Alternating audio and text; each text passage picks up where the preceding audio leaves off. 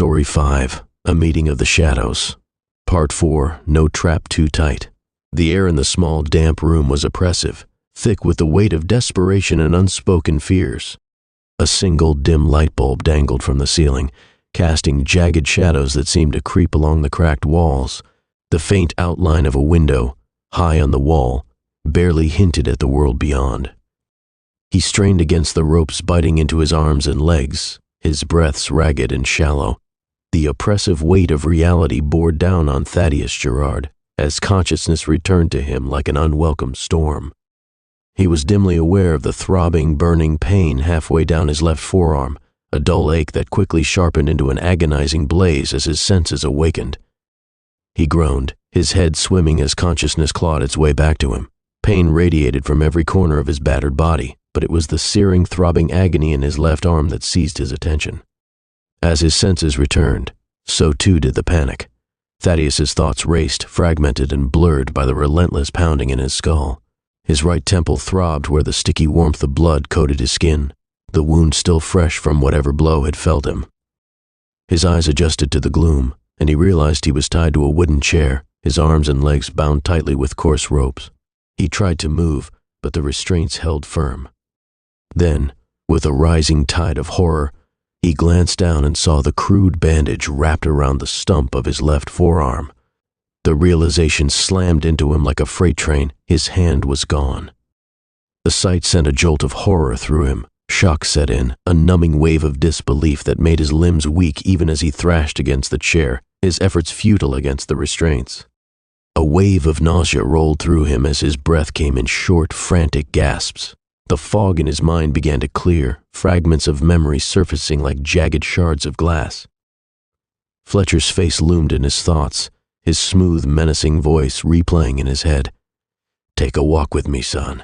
I think we can help each other." Then came the blinding pain, the crushing blow that had sent him spiraling into unconsciousness. Overhead, the sound of heavy, deliberate footsteps echoed, the creak of wooden stairs announcing the approach of someone, or several someones. The sound filled the room, each creak and groan of the steps amplifying the dread gnawing at his insides. Thaddeus strained against his bindings, his panic mounting with each second. His breath hitched as the door swung open with a groan, revealing Fletcher flanked by two other men. Between them, they dragged a struggling woman, her cries muffled. "Bart, far corner," Fletcher ordered, his voice as calm and unbothered as if he were instructing men to move a piece of furniture. The two hauled the woman across the room, her resistance futile against their brute strength. Thaddeus twisted his neck to follow their movements, his muscles straining against the ropes. The men dumped their captive unceremoniously in the corner opposite him, her brown hair spilling over her face as she hit the floor with a thud. The two men, Bart and another thug. Thaddeus didn't recognize either of them, straightened, brushing dust from their hands as if they'd just unloaded cargo rather than a human being.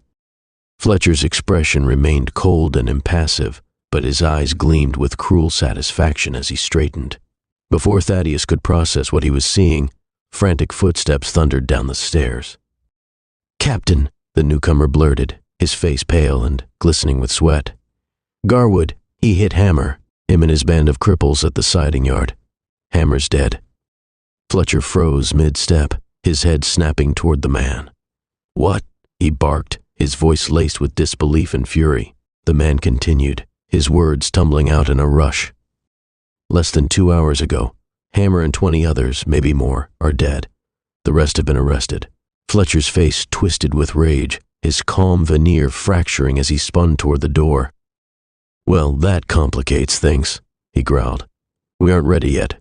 He turned to Bart and the other man, his voice a sharp command. "Bart, Klein, go to the Kellys. Tell them I need their men a day early. 3 won't cut it now. I need all they can spare." The two men nodded and hurried up the stairs, their heavy boots echoing like gunshots in the silence. Fletcher lingered for a moment, his gaze landing on Thaddeus. He smiled, a predator's grin that sent a chill down Thaddeus's spine. "Play nice, you two," he said, his voice dripping with mockery. "And don't go anywhere." As the door slammed shut, Fletcher's muffled voice drifted down the stairs, a string of profanities punctuating the heavy silence that followed. Thaddeus's heart thundered in his chest, his breathing uneven as he fought to quell the rising tide of panic. The room was left in silence, save for the faint sound of the woman's labored breathing. "Who are you?" came her voice, trembling but determined. Thaddeus twisted against his bindings, his gaze snapping to the woman huddled in the corner. "Thaddeus Gerard," he said, his voice hoarse. "Who are you?" "Roseanne Carpenter," she replied. "What's going on? Why are we here? Who is that man?" Her questions tumbled out in a rush, each one sharper than the last. Thaddeus let out a bitter laugh, the sound hollow in the oppressive room. "I don't know. I don't know why we're here." "I don't know anything." His voice rose in frustration. "All I know is his name is Fletcher, or at least that's what he told me." Roseanne fell silent, her wide eyes darting around the room as she began to wriggle against her bindings. "We have to get out of here," she said, her voice resolute. "Can you move your hands enough to work free?" Thaddeus barked a harsh laugh, lifting his crude bandaged stump. "Maybe you missed it when they dragged you in here, but they cut off my hand, so no, I can't." Roseanne flinched but quickly recovered. "I'm sorry," she said softly. "I didn't mean." Her voice trailed off as tears filled her eyes. Thaddeus sighed, his anger dissipating as quickly as it had flared. "It's not your fault," he muttered. I don't know what to do. My head's spinning. I've been shot, beaten, kidnapped, and now this. I don't even know what's real anymore." A heavy silence settled over the room. "Where are you shot?" Roseanne's voice, strained and trembling, pulled Thaddeus from the relentless storm of his own thoughts. She wriggled across the cold, hard floor, her bound hands scraping against the rough surface as she drew closer to him. "I'm not shot," Thaddeus muttered, his voice raw. "I mean, I was, but it's healing. It happened a while ago." His gaze shifted to Roseanne, watching as she adjusted her position, her eyes glinting in the dim light. "Are you hurt?" he asked, his concern for her now breaking through the pain and confusion swirling in his head. "Not that I know of. Not badly, anyway," she replied, her voice soft, almost distant. Thaddeus allowed his head to fall back against the chair, his mind spiraling as he tried to piece together how they might escape this grim place. The burning stump of his arm throbbed in time with his heartbeat, a grim reminder of his helplessness. A deep, shaky sigh escaped Roseanne, breaking the oppressive silence. "I should have known it wasn't over," she whispered, her words heavy with resignation. Thaddeus turned his head toward her, curiosity mixed with apprehension. "What are you talking about?" he asked, his brow furrowed as he studied her tear-streaked face. Roseanne hesitated, her breath hitching as fresh tears spilled over her cheeks. "Everything was going too good," she began, her voice cracking under the weight of her emotions. "My life was finally starting to seem normal. I met this man. He hasn't said anything yet, but I think he likes me. I like him. I love working at the diner. It felt stable. But I should have known it wouldn't last." Thaddeus tilted his head, his curiosity deepening. "Why do you say that?" Roseanne's lips trembled as she drew in a shaky breath, her gaze fixed on the floor. The pause stretched on unbearably, the tension in the room palpable. Finally she spoke, her voice barely above a whisper. "Edward Kessler killed my father, Philip Carpenter, several years ago. He murdered him because my father wouldn't pay extortion money to Salvatore Carlucci." She choked on the words, her shoulders shaking with silent sobs. "I should have known there was never any peace in this wretched place." The pieces didn't immediately fit together. His voice wavered as he pressed her for more. "Wait, Carlucci is dead. Did they catch this Kessler guy?" Roseanne sniffed, brushing a strand of hair from her tear-streaked face with a clumsy twist of her bound wrist. "Yes," she choked out. "Detective Garwood and Detective O'Malley sent him to prison. As far as I know, he's still there. Garwood." The name seared into Thaddeus's mind like a brand, stoking the fire of his confusion and rage. Of course, it all came back to Garwood. The man was a magnet for chaos, a nexus for all the pain and violence that seemed to grip the city like a vice. Thaddeus felt his stomach churn as he realized the depth of the detective's involvement in this girl's life, just as he had been entwined in his own. As Roseanne's story settled over the room like a heavy fog, Thaddeus found himself caught between despair and determination. They were both pawns caught in a game they didn't understand, played by men who wouldn't hesitate to sacrifice them for their own twisted ends. And yet somewhere beneath the crushing weight of his fear and pain, A spark of resolve began to form. He wasn't going to die here. Not like this.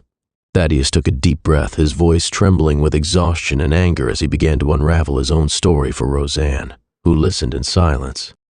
He cast his eyes downward, unable to meet her gaze, the dim light casting dark shadows over his battered face. It all started at the dress shop where Olivia worked, he began, his voice low and gravelly. I'd seen her around before. I mean, you couldn't not notice her. She had this presence, you know? Quiet but strong. We talked a few times, nothing much, just pleasantries. I walked her home once, thought maybe it'd be the start of something good. His voice caught, and he shook his head bitterly. That night, though, everything fell apart. He paused, glancing at Roseanne, who remained quiet but intent, her eyes searching his face for answers. On the way to her house, we were jumped. I didn't even know what was happening at first. Carlucci's men, his words faltered at the memory. They weren't after me. It was her they wanted. I fought back, but I was no match for them. Mostly thanks to her, we escaped. Thaddeus swallowed hard, his jaw tightening. After we found our way to her parents' place, that's when we found them. Her parents, murdered. Blood everywhere. He clenched his fist, his breathing ragged. We ran like hell. I had no plan, no idea what I was doing. Just knew I had to get her away from them. Then the fall from the window. We had gone to find Garwood, but he was being taken and we were ambushed again. He gestured faintly to the stump where his hand had once been. Broke my arm that night. Guess it was my lucky break though, because it bought us time. Spent that night on the banks of the river, freezing, scared out of my mind, with her crying herself to sleep on my shoulder. His voice dropped further, his words tinged with bitterness. We went and searched for Officer Davis, but it didn't matter. Carlucci caught up to us again. That's when Garwood came in, like some sort of avenging angel. He didn't hesitate. He shot them down. And Carlucci? Thaddeus's lips curled into a humorless smile.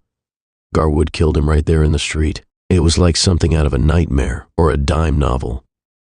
Roseanne's expression didn't waver, her silence urging him to continue. After that, I kept searching for Olivia, he admitted, his voice faltering. But every lead was a dead end. Every clue led me to another empty street, another unanswered question. Then this Hammer guy found me again. Put a bullet in me for my trouble. I was just lucky I didn't die on the spot. His voice grew harder, his frustration boiling over. And then there's Fletcher, that snake. He shows up at my uncle's place acting like he's got all the answers. I thought, maybe I could figure something out, fix something. But no, just more pain, just more blood. He fell silent, his chest heaving as he stared into the middle distance, lost in the torment of his memories. Roseanne watched him, her own tears glistening in the dim light as the weight of their shared suffering hung heavy in the air between them. As the two captives exchanged their stories, pieces of the puzzle started falling into place as they spoke. With the mention of Cosner Davis, Roseanne froze. You mean Officer Cosner Davis? How is he involved? She asked. I don't know much about him, Thaddeus admitted, but from what I've seen, he works with Garwood and has helped Olivia. Why? Roseanne's face fell, her voice trembling as she replied. Because he's the man I've made an acquaintance with, the man I care for. I begged him not to go tonight.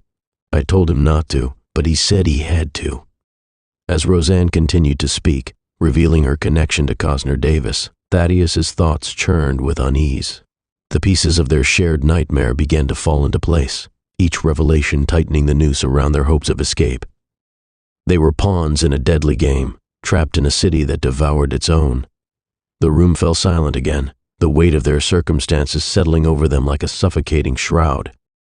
Both captives stared at the cold, damp floor, their thoughts consumed by the realization that they were pieces on a board controlled by forces far beyond their understanding. Somewhere in the depths of Kansas City, battles were being waged, alliances were being forged, and lives were being sacrificed. Whether they lived or died, neither Thaddeus nor Roseanne could escape the city's insatiable hunger for blood. The Queen City of the Trails loomed dark and heavy around them, Kansas City's lifeblood seeping into the fog-laden streets as Detective Garwood led his companions through the shadows. The air was thick, choking, almost alive with the city's insatiable hunger for violence and retribution. Garwood's mind raced, every detail clicking into place, forming a chilling picture. This was Fletcher. The hand, the revolver, the message, it all screamed of his malevolence. Fletcher had laid his trap, carefully crafted to ensnare Garwood, knowing he would come for Thaddeus, even if it meant walking straight into a noose. But the board had shifted. Garwood's ragged band had taken Hammer and Carlucci's remnants off the table. Fletcher's plans would now be thrown into chaos, and Garwood intended to capitalize on that. Fletcher's cleverness was his greatest strength, and his greatest weakness. He would abandon a compromised plan without hesitation, but if they struck fast enough, the trap could spring on its maker instead. It was clear now.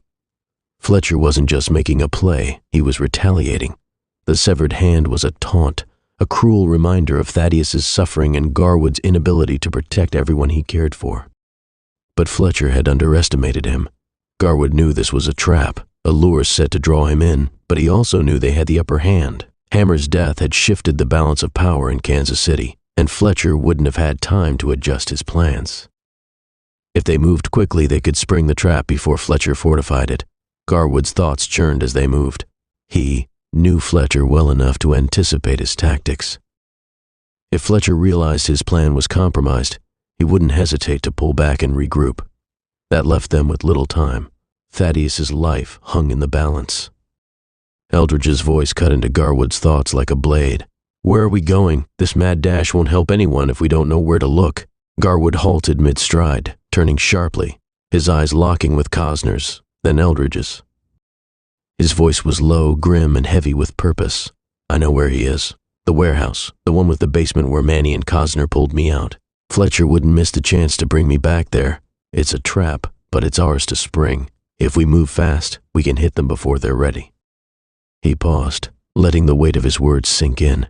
"It's a trap. Make no mistake about it. Fletcher knows I'll come for the boy no matter what, but he's not ready yet. He hasn't had time to adapt to the loss of Hammer and his men. If we hurry, we can hit them before they're set." Cosner nodded, the weight of recognition sinking in. He didn't need Garwood's explanation. He understood the irony immediately. The place where Garwood had endured that brutal torture was now the stage for another confrontation. The revolver, the one Garwood had lost that night, wasn't just bait. It was a cruel reminder of his darkest hour. Fletcher wanted to break him again. Cosner's face tightened as understanding dawned. "The warehouse," he murmured, nodding. "That makes sense. He's playing games, bringing you back there, trying to break you before he makes his move." Garwood didn't respond, his focus already shifting forward as they continued toward their destination. But doubt flickered in the back of his mind. Fletcher was too smart to stick to a plan that had been compromised. If he realized the trap was no longer viable, he would abandon it and regroup. That couldn't happen. They had to move fast, find Thaddeus before Fletcher had a chance to recalibrate. The men slowed their pace as the warehouse loomed ahead, its dark, hulking frame barely visible through the fog. Garwood led them to the warehouse's shadowed perimeter, the looming structure half hidden in the fog. Its silhouette was pockmarked with bullet holes, scars from the last bloody encounter that had cost them dearly. The men slowed, sinking into a cautious crawl as they approached the bay doors. The silence around them was deafening, broken only by the distant hum of the city's restless heart. Cosner and Garwood paused near a shattered window, whispering the layout of the building to the others. Each man took his position with quiet precision, fanning out as they crept toward the staircase that led to the basement. A faint glow ahead caught Garwood's attention, the ember of a cigarette. The soft orange light flickered as the sentry at the top of the stairs inhaled. Garwood scanned the darkness, locating Cosner, Hayes, and Eldridge, signaling them to halt. His sharp eyes searched for Augusta, his heart pounding as the seconds stretched into eternity. Then he saw him. Augusta was already moving, his silhouette barely a shadow against the darkness. A gleaming blade caught the faint moonlight as his younger brother closed in on the guard with silent, predatory grace. In an instant, the knife plunged deep into the man's neck. A soft, wet gurgle escaped as the guard crumpled to the floor. "Help me hide the body," Augusta hissed, his voice harsh but calm. Cosner joined him, and together they wrestled the lifeless form into a large shipping crate, closing the lid quietly. The group gathered at the top of the stairs, the tension palpable. Garwood gave a sharp nod, and they descended. At the bottom of the staircase, Garwood didn't hesitate. With a heavy boot, he kicked a door open, the force of the blow reverberating through the small basement room. His revolver was drawn, the others close behind him, their weapons at the ready. The sight that met their eyes sent a jolt through them all. Thaddeus, as expected, was slumped in a chair, pale and bloodied, but alive. But beside him, bound and battered on the cold floor, was a woman none of them had expected to see. "Roseanne!" Cosner's voice cracked as he pushed past the others, dropping to his knees beside her. His hands fumbled with the knots that bound her, his face a mixture of shock and desperation. Eldridge moved to Thaddeus, his hands deftly undoing the restraints. "He's alive," Eldridge said, his voice steady but low. "Probably blood loss. He's out cold." Garwood stood at the base of the stairs, his revolver raised, scanning the shadows above. His mind churned, torn between relief and fury. How had he missed it? Roseanne Carpenter. Her name should have triggered something, a connection to the case that had haunted him in O'Malley years ago. Philip Carpenter, the man murdered for refusing to bow to Salvatore Carlucci's extortion. Was this Fletcher's way of tying up loose ends? Or had her connection to Cosner made her a target in this bloody game? And why had he been so distracted that he had not made the connection when Cosner first mentioned the girl's name? The air inside the warehouse was heavy, stifling even, as if the walls themselves held onto the despair and violence that had played out within them. The only sound was the muffled groaning of the injured boy and the whisper of Roseanne's breaths as Cosner steadied her.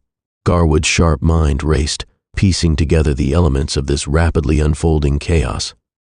The glow of moonlight filtering through the broken panes of the warehouse windows added an eerie pall to the scene.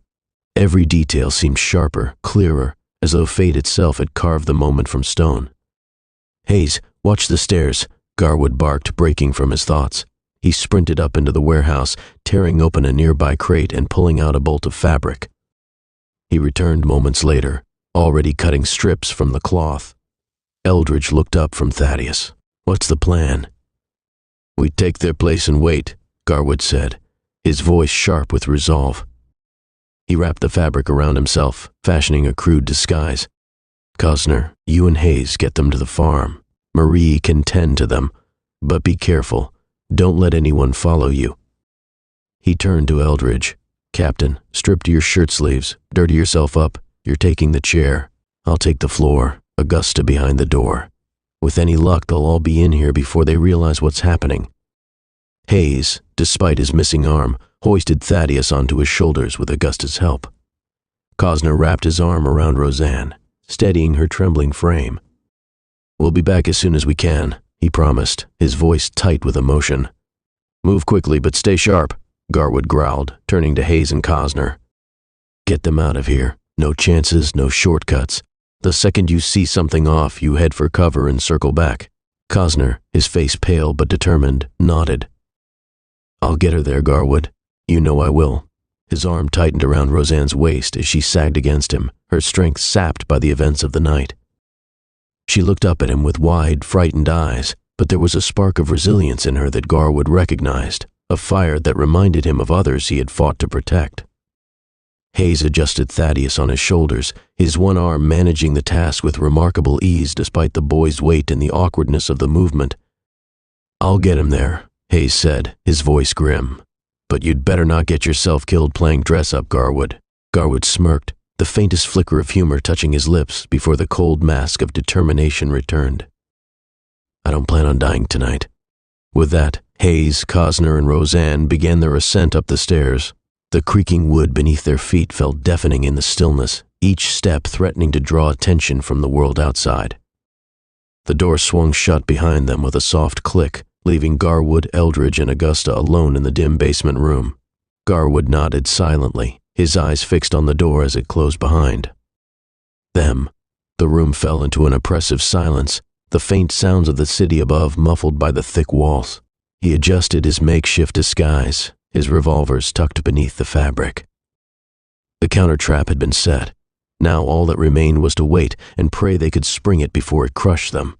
Garwood turned back to Eldridge and Augusta, his mind already working through the details of the plan.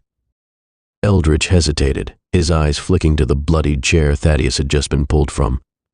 "You're sure about this, Garwood?" he asked, his voice low. "No," Garwood admitted, his hands working quickly to finish a crude disguise. "But this is the only chance we have to get ahead of Fletcher and whatever he has planned. If we can take his men out here, it gives us the edge we need." Eldridge nodded reluctantly, pulling off his coat and smearing grime from the warehouse floor onto his shirt and face. Garwood wrapped the fabric around himself, creating a loose, ill-fitting gown that would hopefully suffice in the low light to buy them a few added seconds. Augusta moved to the shadows by the door, his blade glinting faintly in the moonlight as he positioned himself to strike. "You're sure you want me to wait, Bo?" he asked, his voice quiet but steady. Garwood looked at his brother, the tension in his jaw betraying the weight of his thoughts. "If they see you too soon, it'll blow the whole thing. Let them get comfortable.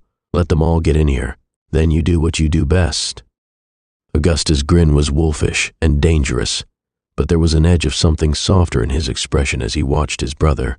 "Don't get yourself killed trying to play the damsel in distress," he muttered.